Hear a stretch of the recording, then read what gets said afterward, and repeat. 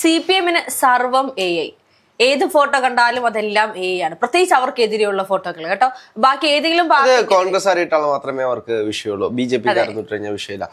ഇപ്പോ ഹർഷ പറഞ്ഞു വരുന്നത് ഇപ്പോ കോൺഗ്രസിന്റെ നേതാവായിട്ടുള്ള സുബ്രഹ്മണ്യനെ പറ്റിയാണ്. അദ്ദേഹം KPCCയുടെ രാഷ്ട്രീയകാര്യ സമിതി അംഗമൊക്കെയാണ്. പക്ഷെ അതിനകത്ത് ഏറ്റവും വലിയ വിഷയം എന്ന് പറയുന്നത് അദ്ദേഹം ഉന്നയിക്കുന്ന ഒരു വലിയൊരു ചോദ്യമുണ്ട്. BJPയുടെ സംസ്ഥാന പ്രസിഡന്റ് ഈ ഫോട്ടോ ഇട്ടിട്ട് അദ്ദേഹത്തിനെ അറസ്റ്റ് ചെയ്യാതെ എന്നെ മാത്രം എന്തുകൊണ്ടാണ് അറസ്റ്റ് ചെയ്തത്? ഇതേ ഫോട്ടോ തന്നെയാണ് അദ്ദേഹം ഇട്ടിട്ടുള്ളത് എന്നാണ് അദ്ദേഹം പറയുന്നത്. തുടക്കത്തില് ചേട്ടൻ പറഞ്ഞതുപോലെ തന്നെ അത് ഇദ്ദേഹം ഒരു കോൺഗ്രസ് നേതാവാണ് എന്നുള്ളതാണ്. അതിനപ്പുറത്തേക്ക് മറ്റു പല ചാനലുകളിലും ഇദ്ദേഹം ഒരു ഫോട്ടോയാണ് പുറത്ത് പബ്ലിഷ് ചെയ്തിട്ടുള്ളത്. മറ്റു പല ചാനലുകളിലും വീഡിയോ ഉൾപ്പെടെ പബ്ലിഷ് ചെയ്തിട്ടും ആ ചാനലിനെതിരെ ഒരു രീതിയിലുള്ള നടപടി എടുക്കാനും അദ്ദേഹത്തിനെ അറസ്റ്റ് ചെയ്യുമെന്നുള്ള വാർത്ത കണ്ടപ്പോൾ ഞാൻ കരുതുന്നത് ഇപ്പോ പോറ്റിയെ കയറ്റിയ ഗാനം ഇറക്കിയതിനു ശേഷം CPM പറഞ്ഞിരുന്നു ഞങ്ങൾ അറസ്റ്റ് ചെയ്യും ഈ പാട്ട്, അതായത് മതവികാരം വ്രണപ്പെടുത്താനായിട്ട് ദുരുപയോഗം ചെയ്തു പാട്ടിനെ. അതുകൊണ്ട് കലാകാരനെയും ആ പാടിയ ആളുകളെയും ഷെയർ ചെയ്തവരെയും ലൈക്ക് ചെയ്തവരെയും ഞങ്ങൾ അറസ്റ്റ് ചെയ്യുമെന്ന് പറഞ്ഞു കഴിഞ്ഞാൽ CPM പെട്ടെന്ന് തന്നെയായിരുന്നു യൂട്ടേൺ അടിച്ചു പോയത്. ഞാനും കരുതിയത് ഈ വിഷയത്തിലും അത്തരത്തിലൊരു യൂട്ടേൺ അടി ഉണ്ടാകുമെന്ന് തന്നെയാണ് വിചാരിച്ചത്. പക്ഷെ പെട്ടെന്ന് തന്നെയായിരുന്നു അദ്ദേഹത്തെ അറസ്റ്റ് ചെയ്യുന്ന ഒരു സാഹചര്യത്തിലേക്ക് പോയത്. ഇന്ന് രാവിലെ അദ്ദേഹത്തിന്റെ വീട്ടിൽ ചെന്ന് അറസ്റ്റ് ചെയ്യുന്ന ഒരു സാഹചര്യം ഉണ്ടായി. ഒരു ഫോട്ടോ പ്രചരിപ്പിച്ചതിന്റെ പേരിൽ മാത്രമല്ല അദ്ദേഹത്തെ അറസ്റ്റ് ചെയ്തുള്ളൂ. അദ്ദേഹത്തെ അറസ്റ്റ് ചെയ്തത് അതായത് ചിത്രം ഉപയോഗിച്ചതല്ല, വർഗീയ കലാപം ഉണ്ടാക്കാൻ ശ്രമിച്ചു. കലാപം ഉണ്ടാക്കാൻ ശ്രമിച്ചതിന്റെ പേരിലാണ് അദ്ദേഹത്തിനെ അറസ്റ്റ് ചെയ്തത്. ആ ചിത്രം പ്രചരിപ്പിച്ചത് കലാപം ഉണ്ടാക്കാൻ വേണ്ടിയിട്ട് എന്നാണ്.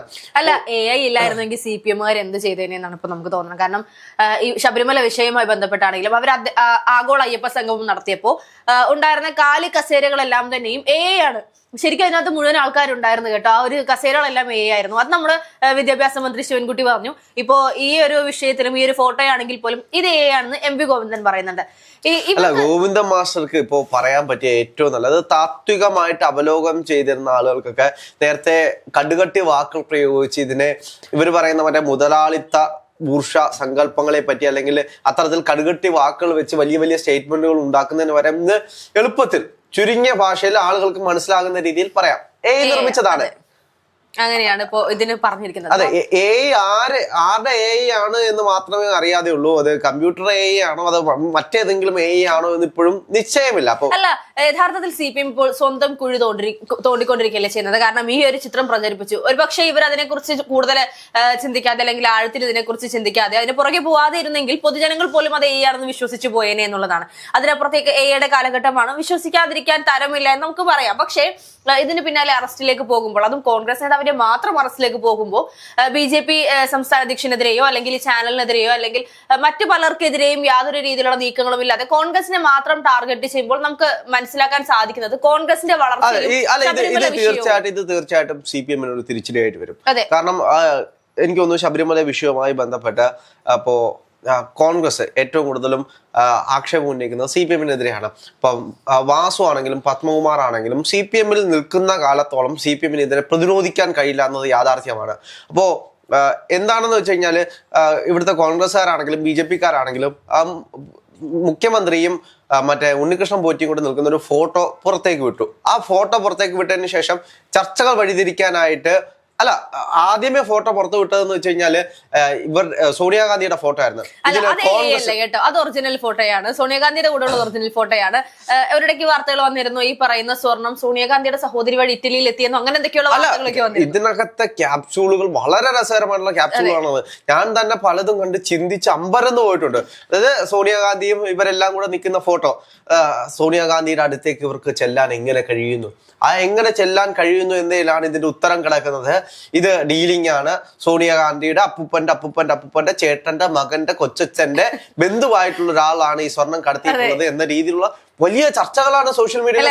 ശബരിമലയിലുള്ള സ്വർണം ഉരുക്കി മോതിരമാക്കിയിട്ടാണ് സോണിയാഗാന്ധിയുടെ കയ്യിൽ ഇട്ട് കൊടുത്തിട്ടുള്ളത് എന്നുള്ള ചർച്ചകളൊക്കെ വലിയ സജീവമായിട്ടാണ് സമൂഹ മാധ്യമങ്ങളിലേക്ക് വരുന്നത്. CPM സൈബർ ഹാൻഡുകളുടെ ഇത്തരത്തിലുള്ള ക്യാപ്സ്യൂളുകൾ കാണുമ്പോഴാണ് നമ്മൾ ചിരിച്ച് മണ്ണ് അത്തരത്തിലുള്ള അടിപൊളി സാധനങ്ങളൊക്കെ CPM-മാര് അതൊക്കെ CPM-നെ കഴിഞ്ഞിട്ടുള്ളൂ. ബാക്കി ആര് ഇത്തരത്തിലുള്ള കൃത്യമായിട്ടുള്ള ക്യാപ്സ്യൂളുകൾ അതിനെ വളരെ താത്വികമായിട്ട് അവലോകനം ചെയ്ത് സ്ട്രാറ്റജി അനാലിസിസ് ഒക്കെ വെച്ച് അവസാനത്തെ എൻഡിങ് പോയിന്റിൽ കൊണ്ടെത്തിക്കുമല്ലോ. കോൺഗ്രസ് മോഷ്ടിച്ചു.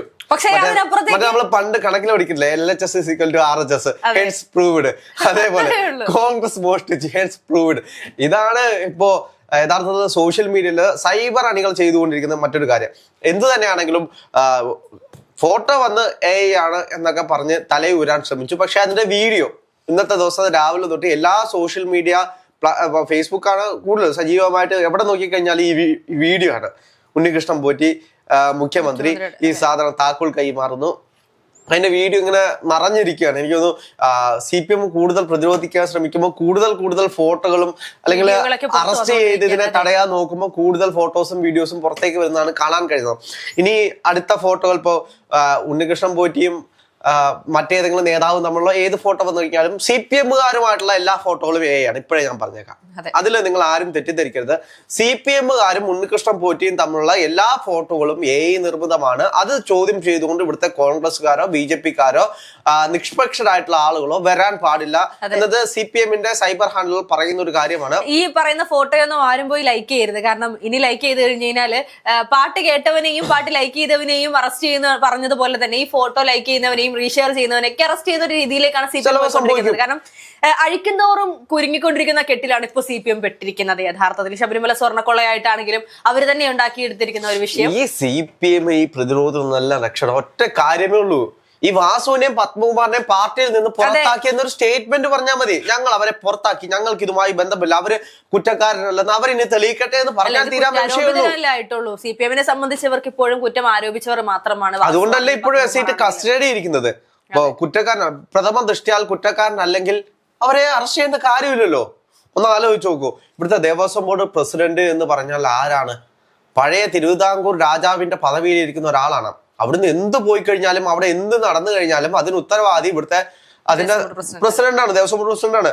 അപ്പൊ ആ സമയത്ത് ഇത്തരത്തിൽ ഇത് കൊണ്ടുപോകാൻ വേണ്ടിയിട്ട് ഉത്തരവുകൾ ഇറക്കിയതിനകത്ത് ദേവസ്വം ബോർഡ് പ്രസിഡന്റിന് കൈയുണ്ടെന്നേ. ദേവസ്വം ബോർഡ് പ്രസിഡന്റാണ് ഈ ഒപ്പൊക്കെ ഇട്ട് കൊടുക്കുന്നത്. അവിടെ തിരുമേനിക്കോ പോറ്റിമാർക്കോ ഒന്നും വലിയ കാര്യമില്ല. ദേവസ്വം ബോർഡിന്റെ ഉദ്യോഗസ്ഥർക്കാണ് പ്രഥമ ദൃഷ്ടിയാൽ എല്ലാ കാര്യത്തിലും കൈകാര്യം ചെയ്യാൻ കഴിയുന്നത്. നമ്മൾ വിചാരിക്കും പോറ്റി, അതായത് അകത്തിരിക്കുന്ന മേൽശാന്തിക്ക് എന്തും ചെയ്യാതെ. മേൽശാന്തിക്ക് അങ്ങനെ എല്ലാം ചെയ്യാനൊന്നും കഴിയില്ല. മേൽശാന്തിക്ക് എന്തെങ്കിലും സാധനം എടുത്തോണ്ട് പോകാനൊന്നും കഴിയില്ല. അവിടെ കഴിയുമെങ്കിൽ അവിടുത്തെ ദേവസ്വം ബോർഡിന്റെ മെമ്പർമാർ, ഉദ്യോഗസ്ഥർ ഇവർ അറിയാതെ അവിടെ ഒരു സാധനം പോലും അവിടുത്തെ ദേവസ്വം ബോർഡ് അവിടുത്തെ പോറ്റിക്ക്, അതായത് ശബരിമലയിലേക്ക് വരുന്ന പോറ്റിക്ക് അവർക്ക് ഒരുപാട് ഉത്തരവാദിത്തങ്ങളുണ്ട്. അവിടെ ഇരിക്കുന്ന ഓരോ സ്വർണത്തിന് അവർ കണക്ക് പറയണം. അവർ പോകാൻ നേരത്തെ ഉണ്ടായിരുന്ന സ്വർണം, അവർ ഇറങ്ങുമ്പോൾ ഉള്ള സ്വർണവും കൃത്യമായി കണക്ക് സഹിതം ദേവസ്വം ബോർഡിനെ ഏൽപ്പിച്ചിട്ട് മാത്രമേ അവിടേക്ക് വരുന്ന ഒരു ശാന്തിക്കാരന് പോകാൻ കഴിയൂ. അല്ലാതെ എല്ലാവർക്കും അങ്ങനെ ഞാൻ വന്നിട്ട് ഞാൻ ഇത്ര സ്വർണ്ണമുണ്ട് എനിക്കറിയത്തില്ല ബാക്കി സ്വർണം എന്നൊന്നും പറഞ്ഞ് പോകാൻ കഴിയില്ല. ദേവന്റെ ഒരു പൊട്ട് ചാർത്തുന്ന ഒരു പൊട്ട് പോലും പോയി കഴിഞ്ഞാൽ അതിന് വരെ കണക്ക് കൊടുക്കണം. അങ്ങനെയുള്ള ഒരു സാഹചര്യത്തിൽ പോറ്റിയെ കൊണ്ട് ഒരു പരിധി വരെ, അതായത് അകത്തുനിന്ന് എടുത്ത് താഴെ വരെ കൊണ്ടുവരാം. അവിടുന്ന് ശബരിമലയിൽ നിന്നും താഴേക്ക് കൊണ്ടുവരണമെങ്കിൽ അവിടെ ദേവസ്വം ബോർഡിന്റെ ഉദ്യോഗസ്ഥരുടെ സഹായമില്ലാതെ സാധിക്കത്തില്ല. ഉദ്യോഗസ്ഥർ സഹായിക്കണമെങ്കിൽ പാർട്ടി സഹായം വേണം. അതായത് പോലീസിന്റെയും മറ്റ് സുരക്ഷാ ഉദ്യോഗസ്ഥരുടെയും ഇതുണ്ടെങ്കിൽ മാത്രമേ പുറത്തേക്ക് കൊണ്ടുപോകാൻ പറ്റൂ. അപ്പൊ ഇതിനെ എല്ലാം ഭേദിക്കണമെങ്കിൽ പാർട്ടി വേണം. പാർട്ടി ഉണ്ടെങ്കിൽ മാത്രമേ ഇത് നടക്കൂ. ഇപ്പോൾ CPMനെ സംബന്ധിച്ച് CPM എപ്പോഴും അഹങ്കാരത്തോടെ പറയുന്ന ഒരു കാര്യമുണ്ട്, അല്ലെങ്കിൽ CPMന്റെ അണികൾ പറയുന്ന ഒരു കാര്യമുണ്ട്. ഞങ്ങൾ കക്കും, കട്ടാലും ഞങ്ങൾ മുതൽ പാർട്ടിക്ക് കൊടുത്തിട്ടേ ഞങ്ങൾ എന്തെങ്കിലും എടുക്കത്തുള്ളൂ. അപ്പം ഇതിന്റെ മുതൽ പറ്റിയിട്ടുണ്ടോ ഇല്ലയോ എന്ന് പറയേണ്ടത് CPM ആണ്. ഇനി ഇതുമായി ബന്ധപ്പെട്ടപ്പോ 1000 കോടിയുടെയാണ് പറഞ്ഞിട്ടുള്ളത്. എനിക്കൊന്ന് രമേശ് ചെന്നിത്തലയാണ് അത് കൃത്യമായിട്ട് അദ്ദേഹം പറഞ്ഞു. ഇത് എവിടെ എത്തുമെന്ന് അറിയാൻ നിൽക്കുന്ന സമയത്താണ് ഇത് വലിയൊരു വിഷയമായിട്ട് 1000 കോടിയുടെ അഴിമതിയായിട്ട് പഞ്ചലോക വിഗ്രഹങ്ങളും ശബരിമലയിൽ നിന്ന് പോയിട്ടുണ്ട് എന്ന വാർത്ത പുറത്തേക്ക് വരുന്നു. അതുമായി ബന്ധപ്പെട്ട് ഡിണ്ടിഗലിലേക്ക് പോകുന്നു. മാധ്യമ സംഘങ്ങളും SITയും എല്ലാം കൂടെ അവിടെ ചെന്ന് അദ്ദേഹത്തിനെ ചോദ്യം ചെയ്യുന്നു. അപ്പോൾ അവിടെ ചെന്ന് ഡി മണി എന്ന് ചോദിക്കുമ്പം ഡി മണിക്ക് പല പേരുകളുണ്ട്. ദാവൂദ് മണിയുണ്ട്, ഡയമണ്ട് മണിയുണ്ട്, അങ്ങനെ നിറയെ പേരുകളുള്ള ഒരാളെ പിടിക്കുന്നു. അതിനുശേഷം അദ്ദേഹം പറയുന്നു ഞാനല്ല, എനിക്കിതുമായി ബന്ധമില്ല എന്ന് പറയുന്നുണ്ട്. പക്ഷേ SITക്ക് എന്തൊക്കെയോ സംശയങ്ങളുണ്ട്. അദ്ദേഹത്തിനോട് വീണ്ടും ഹാജരാവാൻ പറഞ്ഞിട്ടുണ്ട്. എന്ത് തന്നെയാണെങ്കിലും അടുത്ത ദിവസങ്ങളിൽ നമുക്കറിയാം ശബരിമലയിൽ ഇനി എന്ത് ട്വിസ്റ്റാണ് വരാൻ പോകുന്നത്. ഈ ട്വിസ്റ്റൊക്കെ ഏയുടെ തലമണ്ടയിൽ ഇരിക്കുമോ ഇല്ലയോ നമുക്ക് കണ്ടിരുന്നു കാണാം.